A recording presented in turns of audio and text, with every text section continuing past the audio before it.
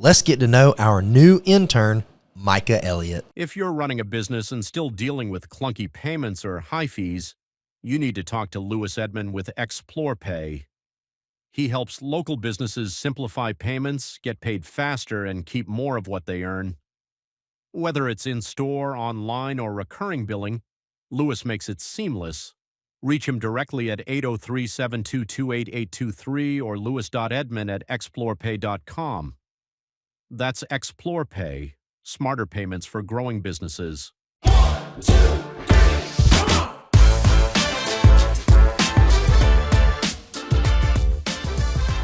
Hello, and welcome to another episode of the My Father Said podcast, where we discuss all things faith, finance, and family. I'm one of your hosts, Ryan. I'm both a father and a son, and today I'm joined by Micah Elliott. Hello, everybody. My name is Micah Elliott, and I am also a son. And today, what we wanted to do is get to know Micah a little bit. Micah is our intern for the summer. He is getting ready to go into his senior year at Clemson. And so what we wanted to do is just ask somebody who's younger in the college age what made him want to explore a career in this industry. And then also just ask him a little bit of, hey, what's the kind of the general mindset of the college age student when it comes to finances? And so with that, we'll go ahead and get started. All right. So Micah, you are getting ready to go into your senior year at Clemson. That's right? That's right. What's your major? My major is business management. Okay. What made you want to get into business management, or choose that major rather? Well, business management isn't like a major that directly correlates with a job after college. It's more like go in broad and figure out from there what I want to do. So I get to take classes like accounting, finance, management, obviously. So a bunch of different sectors of the business world. And so going into college, I was still at the point where I didn't really know what I wanted to do after college. Yeah. And so I felt intimidated by choosing a super specific accounting or finance, because what if I ended up doing that for 4 years and realizing, well, I don't even want to do I don't like with this. that. Yeah, so business management is a very broad major. And after taking a lot of the different types of classes, I've kind of gravitated towards the finance classes. Yeah. I'm a big numbers guy at the end of the day, and I know accounting is also numbers, but that's a whole different story. Yeah. But the finance classes I've actually really enjoyed. And so now it's, I guess, not 100% certain because I'm obviously not even graduated yet, but that's Sure. where I'm gravitating at this point. Yeah, nice. Let me ask you this. In the business management, you already answered part of the question. You started gravitating towards the finance classes.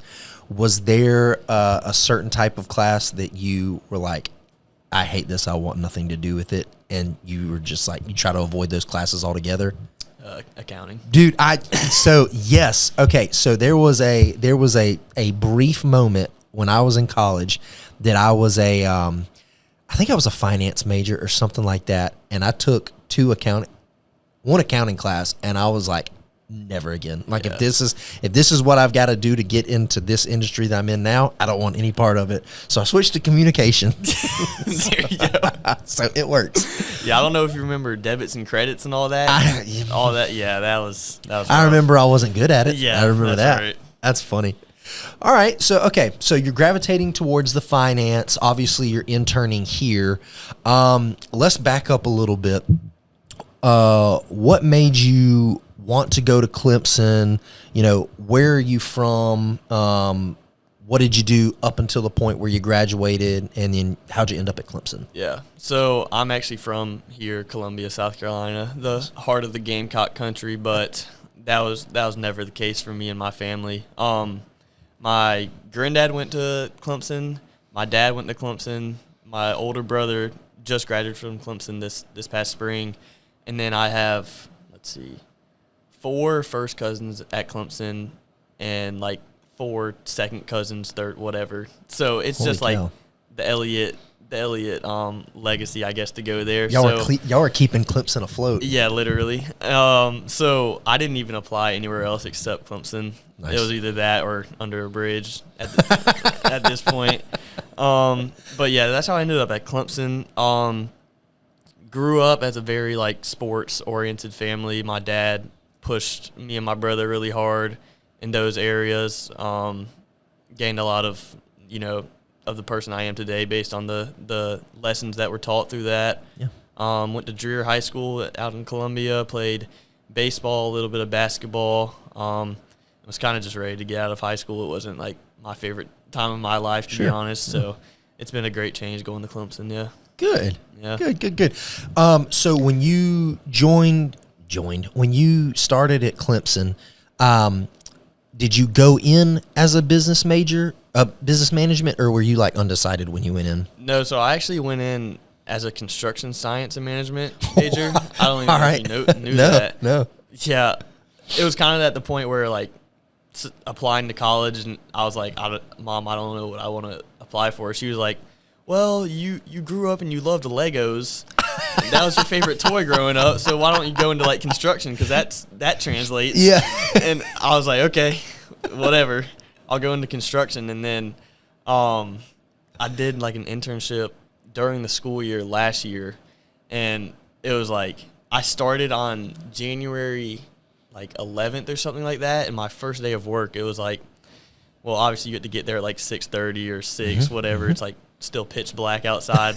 And I step out of my car, and it's literally 8 degrees outside, and we're working outside the whole day, and I'm like, oh, man, this is about to be a long semester. Yeah. And it was just experiences like that. I mean, I'm not too well versed in the construction world. I realized I was a good bit behind everybody. Like, they'd be like, all right, cut me this, and this. And I'd be like, I don't know how. I don't know what that means. Yeah. Yeah. And get the bosses out there a little bit colder, yell at you. It's like, oh, man, I don't know if I can do this for the rest of my life. So I was like, okay, well, I like numbers, so we'll go to that and switch to the business world and see where that gets us. So that's kind of where that started. Cool. Yeah. Now, so you played sports in high school. Do you play any sports or anything at Clemson? Yeah, I wasn't able to play any sports this past year because of an injury, but I played, flag football, basketball, ultimate frisbee, softball.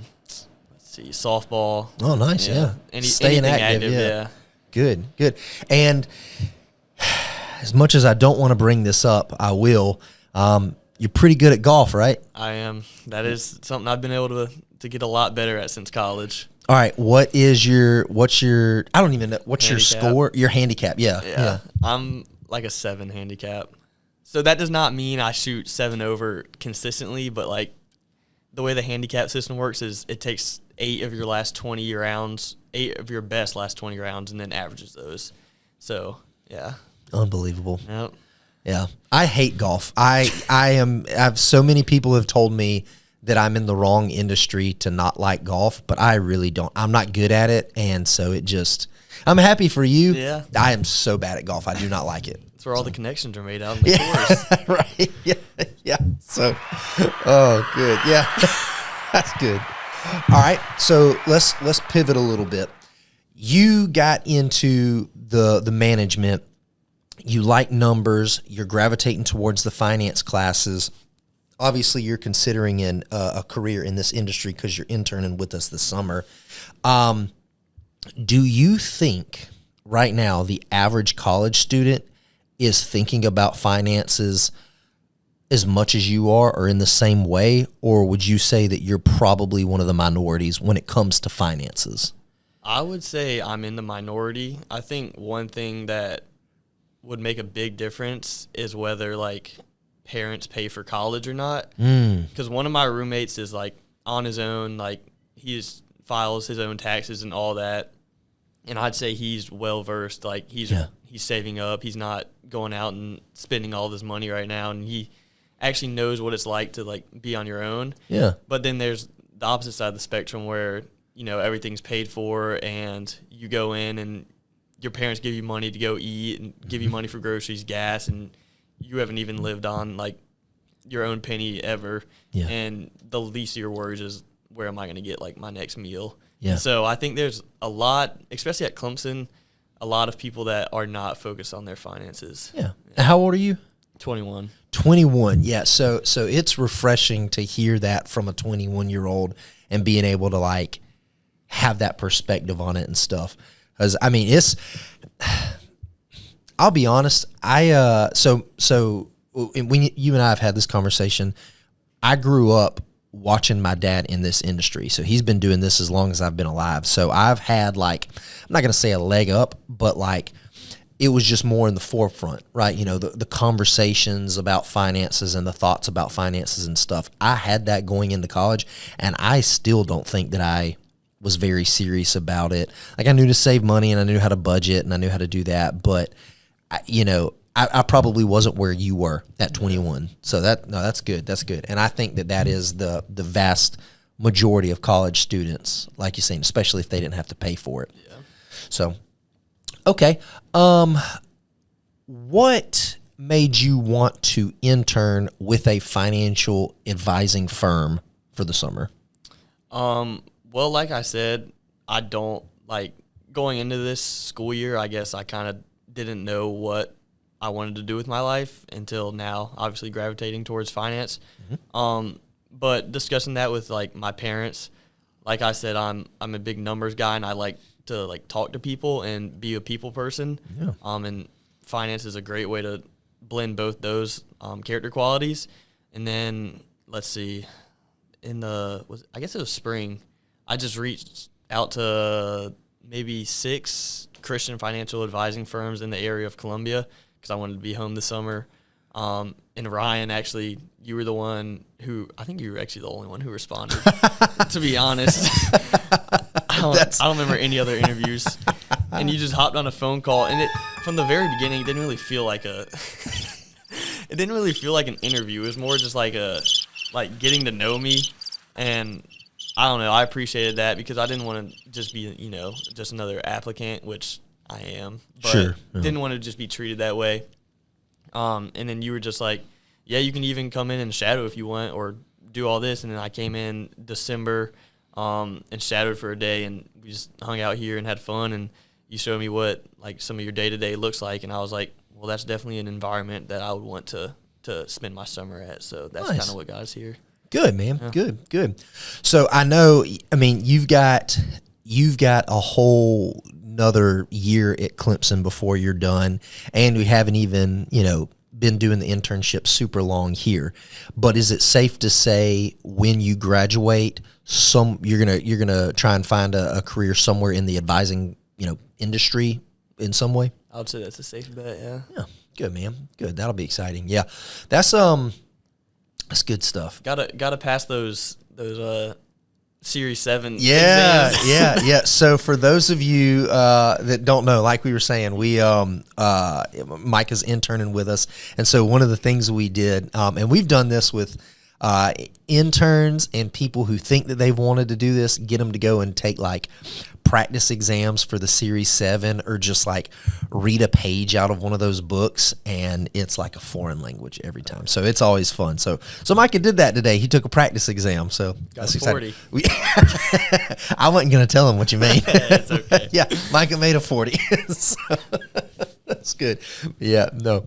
So, you've got a general idea of what you're going to want to do when you graduate, going into something with finance, something in the advising field.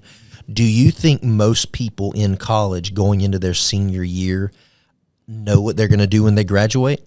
No, definitely not. That's fair. That's fair. Not. All right, let me ask you this. Let's hone down a little bit. In your circle, probably your close friends, is that still the same thing? That's the case still, except for like the med students who know they're just going to go to medical school or whatever. Yeah. Everyone else is just, there's obviously a bunch that do know, but in my friend group especially, there's a lot of people that are like, I'll just apply everywhere and see what opportunities presents itself.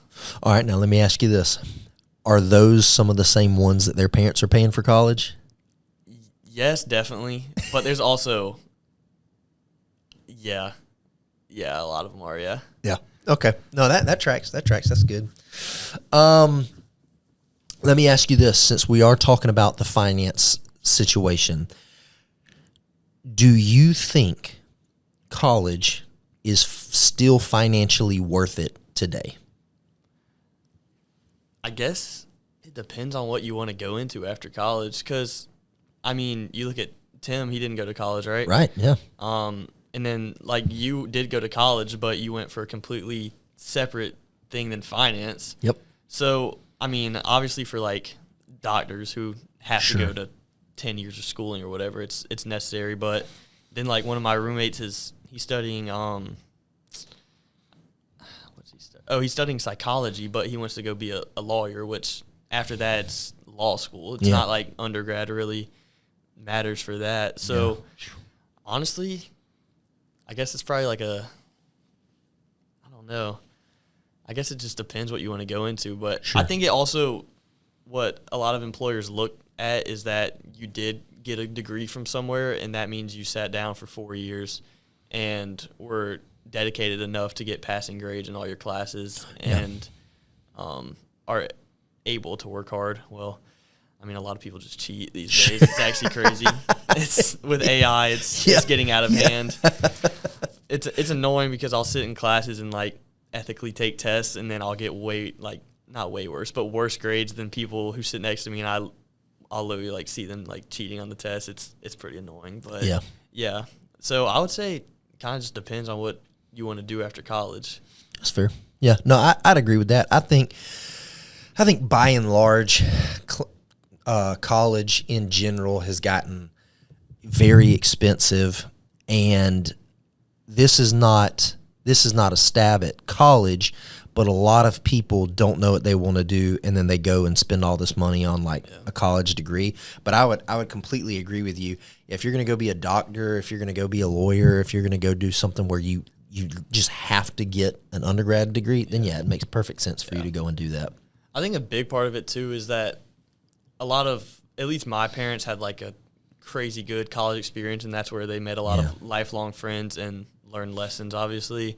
And so like growing up, they were like, I can't wait for y'all to go to college. Y'all are gonna have so much fun and all that. And it is a really fun experience, but is it worth the money you pay for? Arm and a leg, yeah. No, that's good.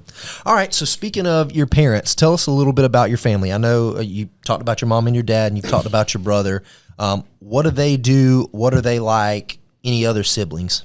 So I'll start with the youngest, Mariah. She's my younger sister, and she is going into her senior year in high school. So she's 4 years younger than me.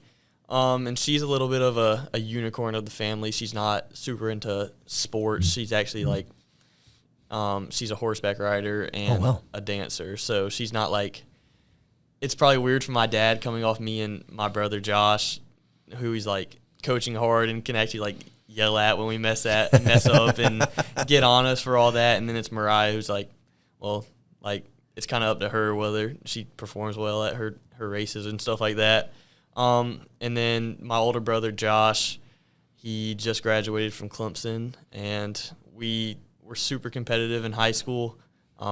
We'd fight a lot and bicker and all that, and then college, it brought us really close together, and we lived at like the same apartment complex and became like best friends, and our relationship's a lot better since high school. And then my dad, let's see, it's kind of the same way. High school, he was more like the coach. That's kind of like, I viewed him with a lot of like fear, and like I wanted to do good so I didn't get yelled at and all that, and perform well because I didn't want him to get on me. But since graduating high school and going to college, it's more like a friend, and we golf a lot together. Oh my gosh, man!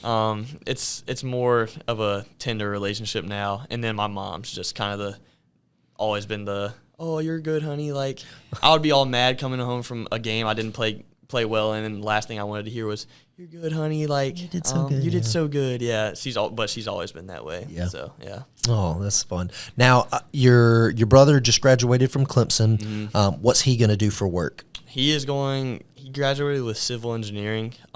He's working a project management role for 1 year, and then he has a girlfriend right now who is my age, so she'll graduate in a year, and he only signed a 1-year contract with that company, and he will reevaluate their plans after this year. Okay, cool. And mom and dad, what do they do? My dad is a dentist, and my mom is a part-time physical therapist. She's been stay-at-home most of our lives, but since me and Josh left the house, she started working 4 times a month or something like that. So mom and dad are both in the medical field, and you didn't want to do any of that?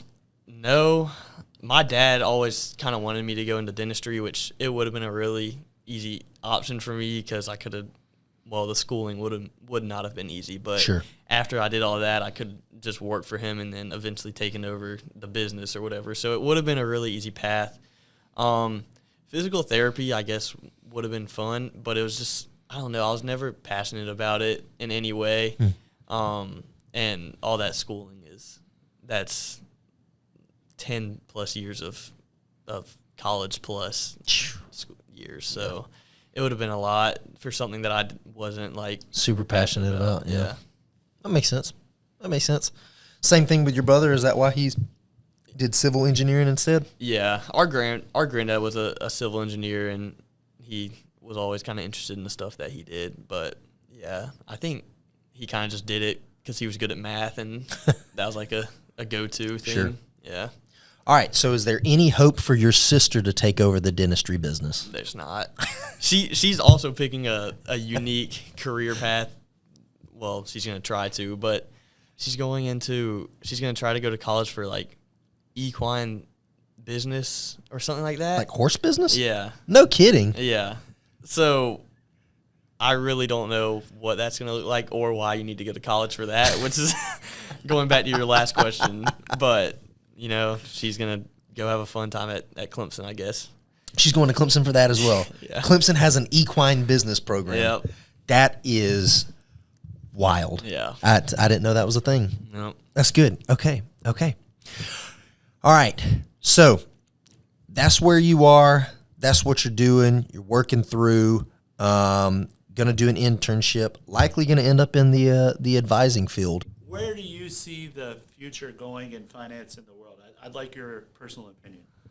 I mean, obviously we can't predict the future, but it's funny you asked that. Me and Ryan were today actually looking at like SpaceX and these new like robot technologies that, are Yeah. like literally 20 years ago, it would have been like, what are we even talking about? Yeah, talking about the Jetsons, yeah. Yeah, now like we have space travel in the question and robots that are going to clean up all your, like do all your chores at home. And it's like, I don't know, all this technology is definitely going to affect the market a lot. And hopefully it's in a good way, especially from an advising standpoint. We don't want to see the market going down too much. Sure, yeah. It would be a pretty bad thing if I started advising and immediately the market just had a plummet. That would not be an ideal start. Yeah, this is your fault. Yeah. Yeah, you did this. But, I mean, I think the sky's the limit for the technology that this world is starting to produce. It's mind-blowing.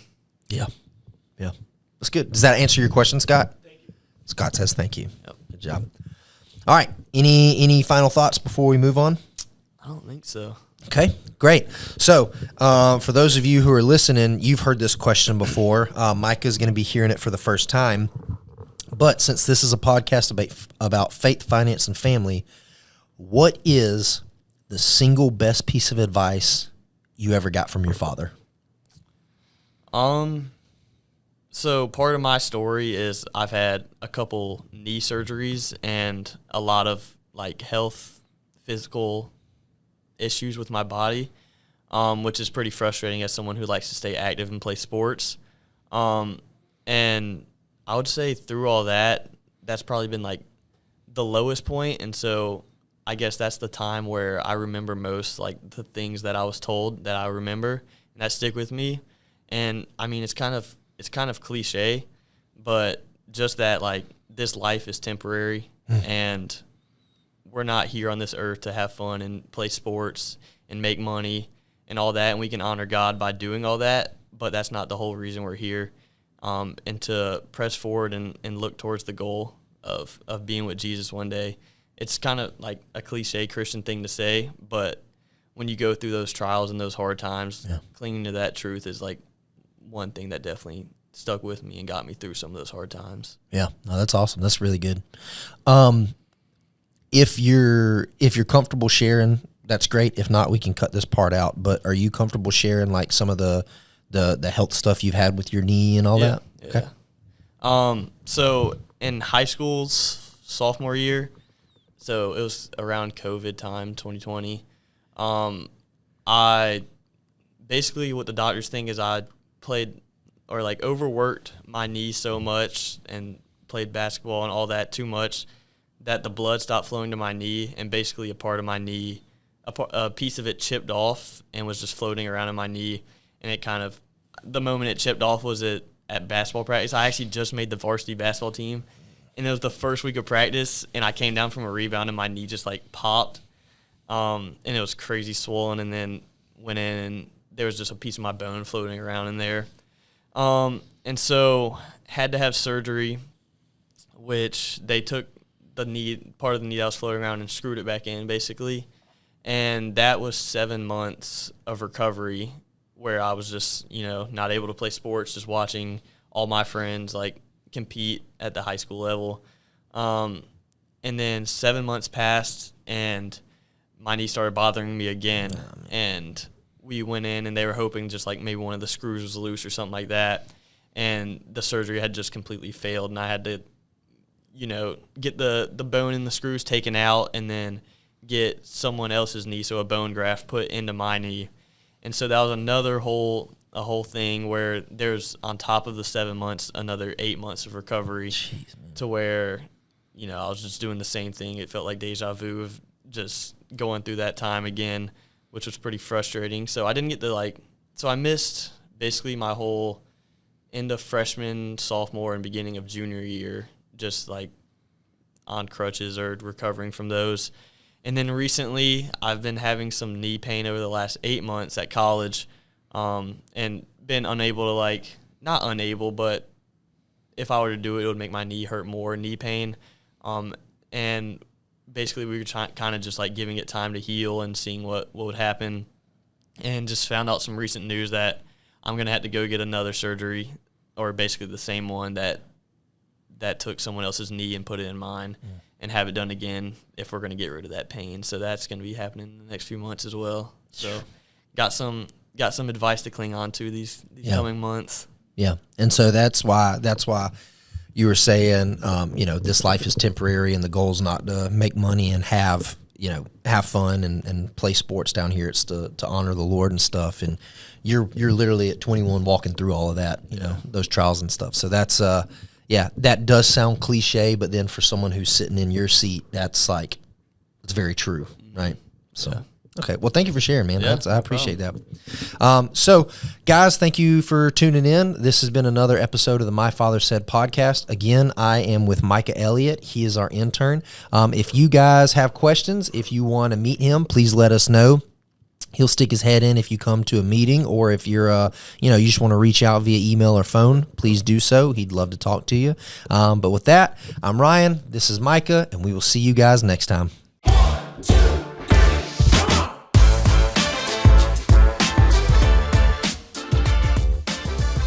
The opinions voiced in this video are for general information only and are not specific advice or recommendations for any individual. All performance referenced is historical and is no guarantee of future results. All indices are unmanaged and may not be invested into directly. Economic forecasts set forth may not develop as predicted, and there can be no guarantee that strategies promoted will be successful. Securities offered through LPL Financial, number FINRA SIPC. Investment advice offered through Good Life Advisors, LLC, a registered investment advisor. The Templeton Group and Good Life Advisors, LLC, are separate entities from LPL Financial. Biblically responsible investing and faith-driven investing have certain risks based on the fact that the criteria excludes securities of certain issuers for non-financial reasons, and therefore investors may forgo some market opportunities, and the universe of investments available will be smaller.